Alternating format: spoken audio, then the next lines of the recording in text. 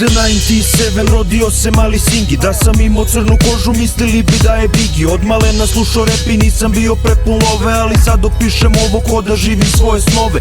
Lutao sam tako, upoznavao face nove, pa naletim na lučadora u drugoj dini srednje škole. Hej Đole, da li slušaš rap? Kaže, crtao sam grafite, čak sam vozio i skate. Pisali smo rime, repovali, zamišljali bine. Posle toga nastao je i JGB sine.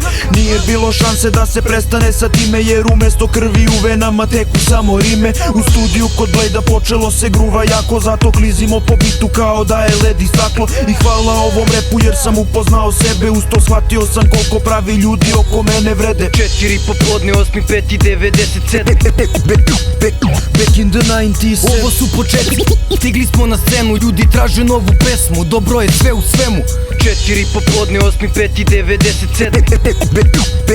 Back in the 97. Nije bilo šanse da se prestane sa time, jer umesto krvi u venama teku samo rime. 4 popodne, 8.5.97. Moja majka rodila je svoje prvo dete, straight out madres, beli sa kačketom, bege. Od 97. znalo se da bit ću reper, prvi susret sa hip-hopom imao sam 10 dina. Slušam rap, vozim skate, družim se sa zidovima. 5-6 dina kasnije pala je prva rima. Mnogi su se smejali, a sad mi kažu kida. Kad sam čuo za Tupaka, saznao sam smer. Znao da ću rap raditi za moje pse.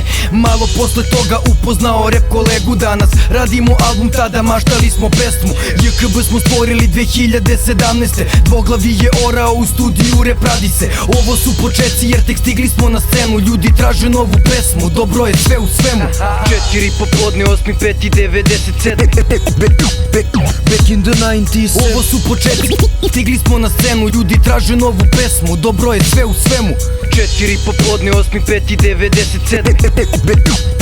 Back in the 97. Nije bilo šanse da se prestane sa time, jer umesto krvi u venama teku samo rime.